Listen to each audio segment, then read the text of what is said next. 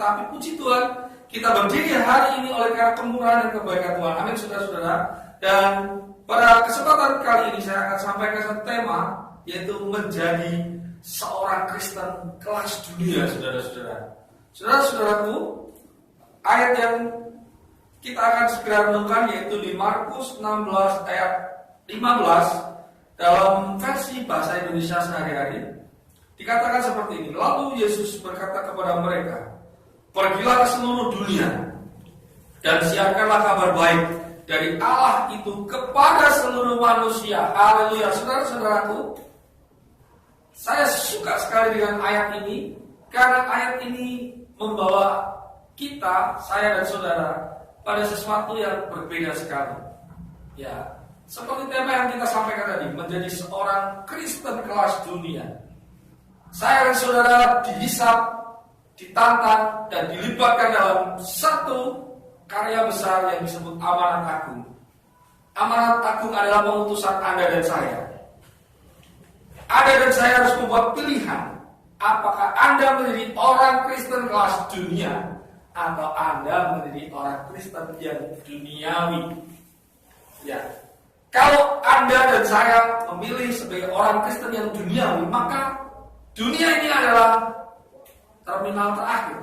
Anda ingin memuaskan diri sendiri, Anda ingin melayani kepentingan diri sendiri, Anda ingin menghadiri seminar-seminar yang akan membangun diri Anda sendiri, Anda akan menghadiri satu kegiatan-kegiatan yang intinya akan berpusat pada diri saudara sendiri. Tetapi kalau orang Kristen kelas dunia, dia akan berpikir, untuk apakah saya lahir, hadir, dan hidup di dunia ini? Maka dia berpikir, apa hubungannya kekristenan saya, hidup saya, dan ada di dunia ini? Apa maksud dan rencana Tuhan bagi dunia ini melalui hidup saya? Maka Anda dan saya akan ditemukan dalam kelas-kelas misi. Anda dan saya sebagai orang percaya akan terlibat dalam pekerjaan-pekerjaan misi. Orang Kristen kelas dunia tidak selalu ujung-ujungnya memikirkan dirinya sendiri. Saudara-saudara, dari ayat di Markus 16 kan 15 tadi, Allah mengajak kita, pergilah ke seluruh dunia. Tidak cuma pergi, siarkanlah kabar baik. Maka saudara-saudara, saya suka sekali ini. Allah mengajak saya dan saudara mengambil bagian yang penuh dan dalam pekerjaan yang besar dan luas dan beragam ini. Jadi kita disuruh pergi dari segala bangsa menuju ke segala bangsa. Saudara-saudara, hari ini saya bersuka cita sekali ketika saya masuk ke dalam dimensi ini. Mungkin berapa tahun saya dan saudara menjadi Kristen, tetapi itu juga tidak menggambarkan kualitas kelas apakah kita sebagai Kristen. Bukan berapa lama kita menjadi Kristen, tetapi seberapa besar keterlibatan kita dalam misi agung Tuhan. Seberapa besar Anda dan saya menjadi bagian dari amanat agung. Pergilah ke seluruh dunia dan beritakanlah, siarkanlah kabar baik. Pandemi membutuhkan kabar baik, saudara-saudara. Nah, ketika kita mau pergi, di sana mensyaratkan keterlibatan, di sana mensyaratkan kehadiran. Keterlibatan dan kehadiran kita bisa dalam banyak arti. Saya sangat mempercayai dan meyakini semua orang Kristen dengan profesi apapun, dengan kapabilitas apapun, dengan kemampuan apapun, yang harus pergi ke tempat yang ada untuk menceritakan, menyiarkan kabar baik. Itu bagian yang pertama. Jadi saudara-saudara, inilah bagian pertama. Siarkanlah kabar baik. Tapi bagian yang kedua, sebelum semuanya itu terjadi, bahkan Anda menjadi seorang misionaris yang dipakai Tuhan, katakanlah itu. Tetapi cara yang sederhana, bagaimana menjadi seorang Kristen kelas dunia, menjadi seorang yang menjadi orang Kristen kelas dunia. Maksud saya begini, ketika saya banyak berbincang-bincang tentang hal misi, tentang hal pekerjaan dan pelayanan Tuhan, ternyata ada satu hal. Semua dimulai dari pertama, berubahlah dari pola pikir yang berpusat pada diri sendiri ke dalam pola pikir yang berpusat kepada orang lain. Alkitab mengatakan, saudara-saudara, janganlah sama seperti anak-anak dalam pemikiranmu. Jadilah orang dewasa dalam pemikiranmu.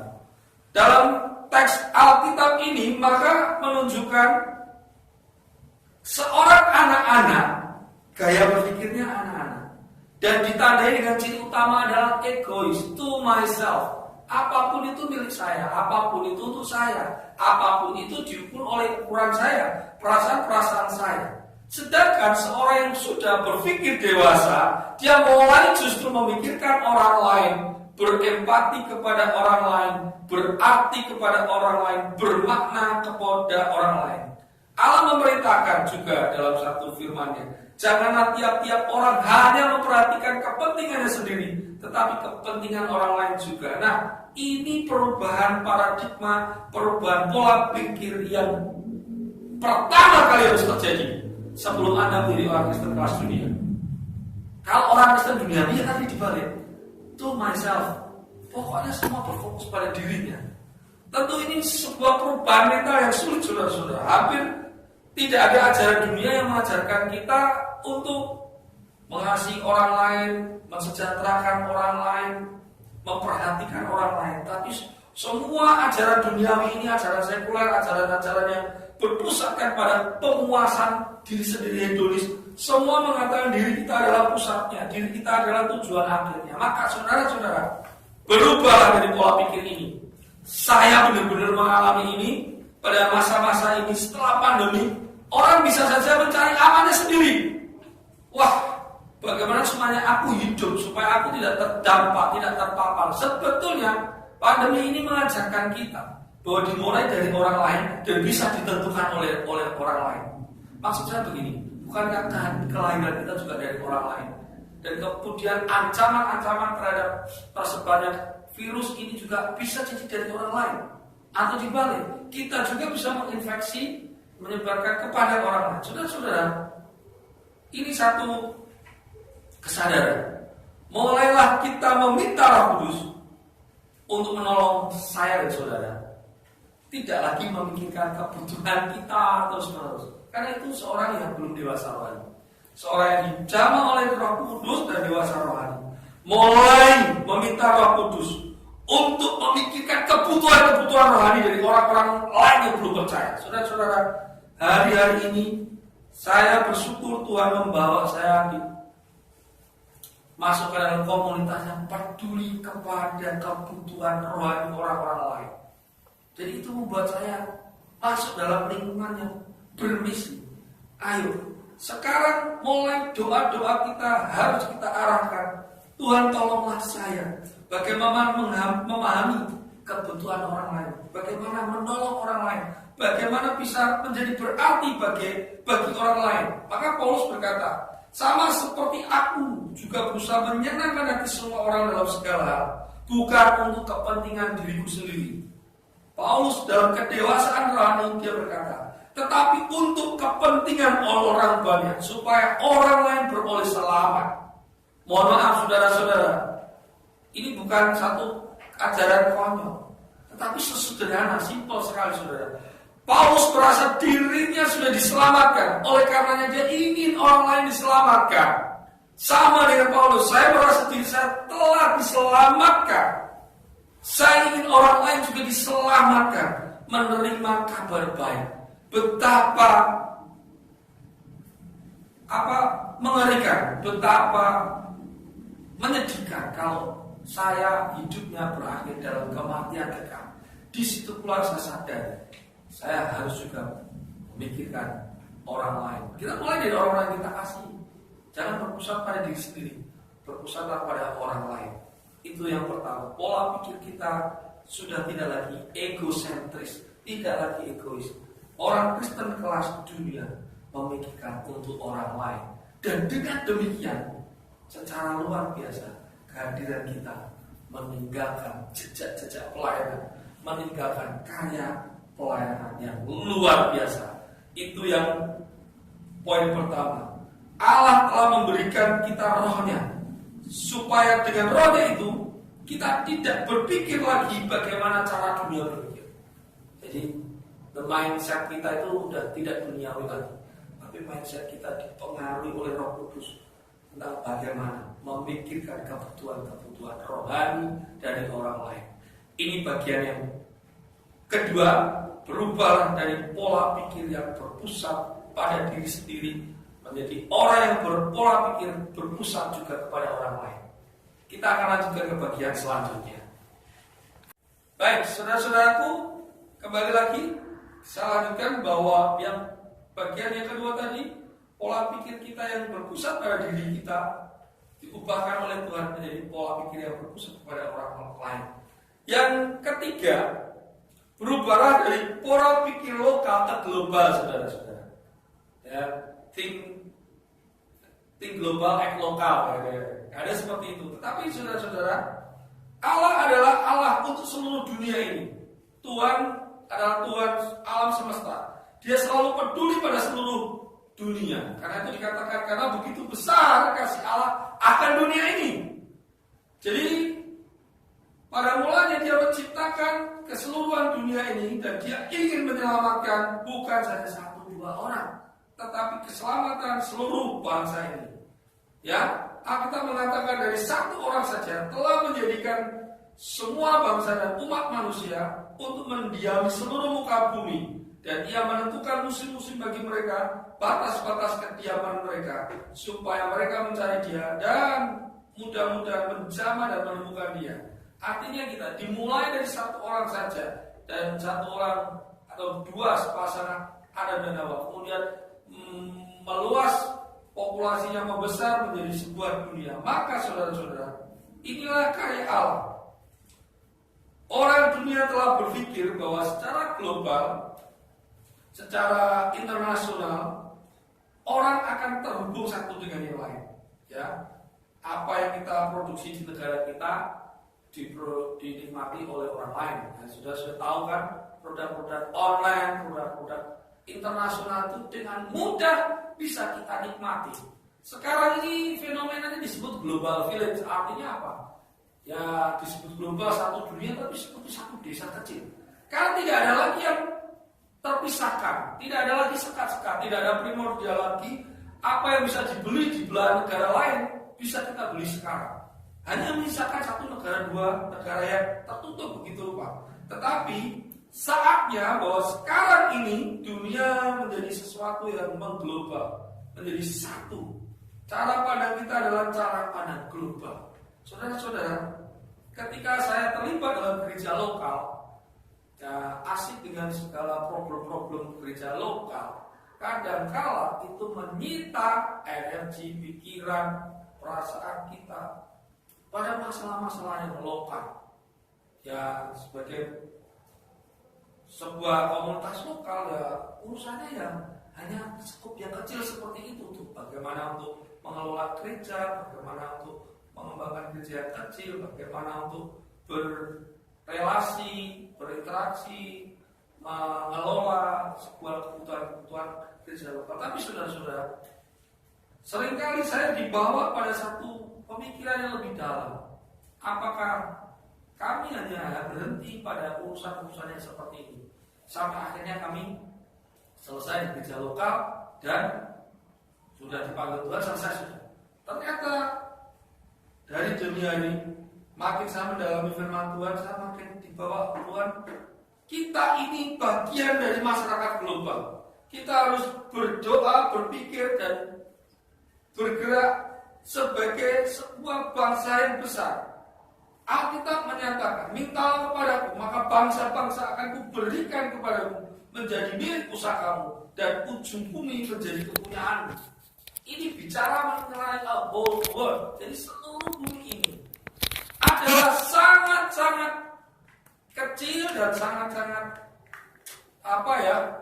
kurang maksimal ketika kita hanya bicara di level-level lokal, memecahkan masalah-masalah lokal. Saya tidak mengecilkan arti kehadiran gereja lokal, tetapi jelas sejak awal amanat dinyatakan kita menjadi bagian dari seluruh dunia.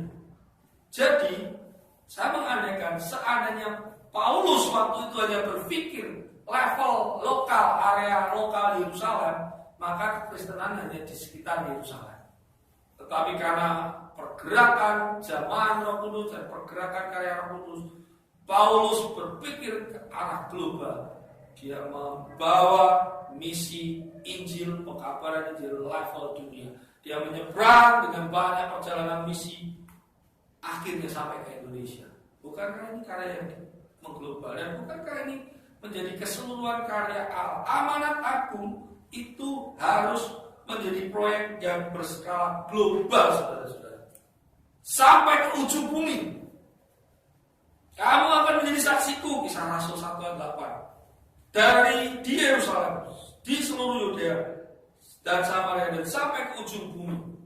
Saudara-saudara, ini sudah kita pahami bahwa sejak awal misinya orang percaya itu bicara level global. Jadi mau nggak mau, tema kita tadi sudah seperti sebuah persyaratan dan sebuah identifikasi bahwa memang kita semua orang Kristen adalah orang Kristen yang berkelas internasional, orang Kristen kelas dunia. Maka implikasinya apa, saudara-saudara? Jangan lagi kita terkungkung dengan masalah-masalah lokal, sehingga kita punya pemikiran, wawasan, dan interaksi hubungan yang sangat-sangat sempit. Saya mendukung semua warga negara atau warga jemaat untuk terlibat dalam semua aspek-aspek pergaulan global. Lucu kalau orang-orang gereja nggak bisa menguasai ilmu-ilmu seperti internet, media sosial, dan memakai hasil teknologi itu untuk penyebaran karya Injil. Saya mengalami satu hal yang menarik, karena di zaman ini apa yang kita beritakan dalam detik dan menit yang sama tersebar ke seluruh dunia. Kita pakai jangkauan internet, kita pakai nanti vlog-vlog YouTube yang diproduksi oleh gereja-gereja untuk mewartakan berita. Dulu kita diberitahu oleh sending-sending, diberitahu oleh misionaris tentang kabar baik. Sekarang saatnya, saudara, kita menjadi misionaris, kita menjadi pemberita Injil. Sekarang semuanya serba cair, dari siapapun bisa masuk dan bisa keluar. Maka kita menjadi warga dunia, ya, the globe citizen, ya, warga dunia yang mengabarkan kabar baik. Saya mendorong semuanya orang dalam profesi apapun untuk segera memikirkan kontribusinya level dunia. Apa yang kita kerjakan saat ini, bahkan di gereja lokal, bisa dinikmati oleh gereja lain di belahan dunia lain secara internasional. Saya mendorong juga orang-orang yang berpikir tentang misi dengan proyek-proyek yang internasional dan proyek-proyek yang luar biasa, mengubahkan, mentransformasi bukan saja gereja lokal tapi level negara. Saya membaca ada satu negara seperti Ethiopia yang dulunya miskin kekeringan, oleh karena karya-karya misi juga menjadi sebuah negara yang maju, dan di beberapa negara lainnya. Sudah saatnya jangan lagi kata dalam memburu, berpikir secara global, dan itu akan membuat energi kita, passion kita makin meluas, saudara-saudara. Bahkan kreativitas kita makin luas. Jadi di bagian yang ketiga, berpikirlah dengan pola pikir global, ya. Berubah dari pola pikir waktu sekarang ke pola pikir yang kekal. Saudara-saudara, orang juga bisa hidup dengan perspektif di mana hidupnya adalah zaman now. Aku hidup untuk sekarang ini. Setelah itu saya sudah gak lagi berpikir tentang kehidupan saya. Yang sekarang inilah yang saya nikmati, dan saya berpikir pragmatis untuk sekarang. Tidak ada lagi kekekalan. Dia tidak percaya pada masa lalu ada kehidupan dan pada masa akan datang ada kehidupan. Dan orang-orang yang berpikir seperti ini jelas ini pikiran duniawi, pikiran yang tidak berdasarkan kebenaran firman Tuhan. Saudara-saudaraku, orang-orang yang berpikir hanya hidup masa sekarang dan menghabiskan masa sekarang jelas bukan pernah menjadi orang yang masuk dalam sebuah visi dan misi besar. Paulus berkata, sebab kami tidak memperhatikan yang kelihatan, melainkan yang tak kelihatan. Karena yang kelihatan adalah sementara, yang kelihatan adalah sementara, sedangkan yang tak kelihatan adalah kekal. Saudara-saudara, kebenaran dari misi itu tak kelihatan. Orang-orang yang bergerak dalam bidang misi seringkali melihat sesuatu yang akan terjadi di masa depan. Aku melihat jiwa-jiwa yang akan dimenangkan saat ini, kadang dia tidak melihat belum ada jiwanya. Saya terlibat dalam gereja lokal yang sedang merintis. Wah, ya belum ada jemaatnya, masih sedikit. Tetapi kami melihat ke depan akan ada gereja besar yang dibangun di masa yang akan datang. Kami berpikir dari kekekalan untuk kekekalan, saudara-saudara. Nah, pikiran-pikiran seperti ini oleh duniawi dianggap, waduh, omong kosong, waduh, apa ya, nggak masuk di apa. Saya jujur saya dulu mengalami seperti itu. Ketika saya bersama seorang pendeta yang melayani, saya bahkan berpikir, ini pendeta ini, mohon maaf, bodoh sekali, melayani orang-orang untuk mengenal Yesus Kristus. Dia tidak memikirkan dirinya. Dia dari kota satu ke kota yang lain, jauh jaraknya. Saya ikut bersama dia, capek sekali saudara-saudara. Dalam hati kecil saya, ini pekerjaan macam apa? Cerita tentang Tuhan Yesus, tentang kebaikan Tuhan. Dan orang tidak langsung saat itu menerima Yesus. Kadang respon, kadang nggak respon, seringkali ditolak. Saudara-saudara, saya waktu itu begitu. Mengatakan konyol ini apa kerjaan macam apa? Konyol sekali pekerjaan ini. Tetapi paradigma pikiran saya, hidup saya berubah. Hari-hari saya berkata, seandainya tidak ada orang, pendeta, guru agama yang melayani seperti itu, tentulah saya adalah orang yang berdosa dan tidak mengenal kebenaran. Maka saudara-saudara berubah dari pola pikir yang waktu sekarang ini, yang temporer, yang sementara menuju ke pikiran kekal. Apa yang dikatakan bodoh oleh dunia ini, itu sesuatu yang luar biasa bagi kerajaan Allah. Saudara-saudara, saya berkata dan saya menantang saudara, apakah Anda menjadi bagian dari pekerjaan misi? Apa yang sedang kita tabur sekarang untuk pekerjaan misi? Atau apakah Anda sekarang menjadi bagian dari gaya hidup yang sementara? Anda hanya berpusat pada diri Anda, memuaskan apa keinginan Anda. Dan saya tutup dengan satu pikiran penutup, yaitu saudara-saudara, ketika kita berhenti memikirkan diri kita sendiri, kita berhenti berpikir secara lokal, tapi memikir secara dunia, global, menyeluruh, kita akan menemukan sesuatu yang lebih besar. Juga ketika kita berpikir apa yang kita lakukan adalah untuk sesuatu yang kekal, maka saya mengalami metanoia, saya mengalami pertobatan, saya mengalami transformasi berpikir. Pola pikir yang mencari alasan berubah menjadi mencari cara kreatif untuk melaksanakan misi Kristus. Saya dan saudara ditantang untuk menjadi agen-agen Tuhan. Saya mulai tetap rajin mempelajari bahasa Inggris. Saya rajin mempelajari karya-karya yang berhubungan, memperlengkapi saya untuk menjaga orang dalam misi ini. Saya mulai berpikir, Tuhan, bagaimana saya terlibat dalam proyek-proyek jangka pendek, jangka menengah, dan jangka panjang, supaya Injil, berita baik Tuhan didengar oleh anak kecil, remaja, dewasa, orang tua, siapapun. Dahulu saya berpikir itu omong kosong, itu kebodohan, itu tugasnya evangelis, itu tugasnya orang-orang lain selain saya. Tetapi firman Tuhan jelas berkata, pergilah, jadikanlah semua bangsa muridku. Tuhan berfirman kepada Sarah waktu itu, kamu akan menjadi ibu dari sebuah bangsa yang besar. Sarah menolak dengan mengatakan, aku ini sudah tua. Jangan katakan aku masih muda. Aku sudah tidak mungkin lagi menurunkan keturunan bagi bangsa yang besar. Tapi Tuhan punya rencana besar. Tuhan buat sesuatu untuk kekalahan, untuk pekerjaan besar. Yeremia diutus oleh Tuhan. Dia merasa gak pantas, aku masih muda, aku belum didengar. Tapi firman Tuhan berkata, janganlah katakan aku ini masih muda. Kepada siapapun engkau putus, haruslah kau pergi. Apapun yang kuperintahkan kepadamu, harus kau sampaikan. Jangan takut kepada mereka, sebab aku menyertai engkau untuk melepaskan engkau. Demikianlah firman Tuhan.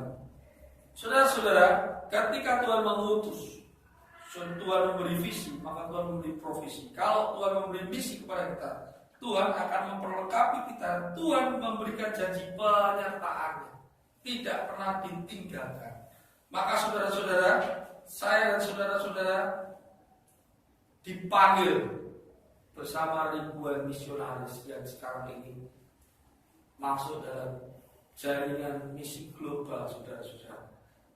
Anda yang ingin menulis tentang misi, mari kita menulis buku-buku tentang misi. Anda yang tidak bisa jauh kemana menjangkau orang itu, satu yang saya dan saudara bisa lakukan, doakan pekerjaan-pekerjaan misi. Cari peta, cari latar belakang suku tertentu, doakan untuk itu. Anda yang tidak bisa menjangkau dengan kemampuan karunia Anda, mungkin Anda punya dana, kemampuan finansial, ekonomi, support, fasilitas, lakukan untuk pekerjaan misi, saudara-saudara. Hari-hari ini saya sungguh-sungguh bersyukur ketika saya terlibat bersama orang-orang yang mulai mengerjakan misi. Dari apa yang mereka miliki di tangan mereka, satu demi satu Tuhan bukakan caranya. Dan apa yang mereka taburkan itu satu untuk kekekalan. Yang kedua, mereka makin kreatif dipakai Tuhan dalam pekerjaan misi.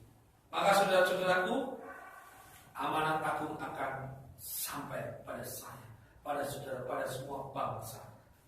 Sebagai ayat penutup, saya mengulang Mazmur pasal 67 ayat yang kedua.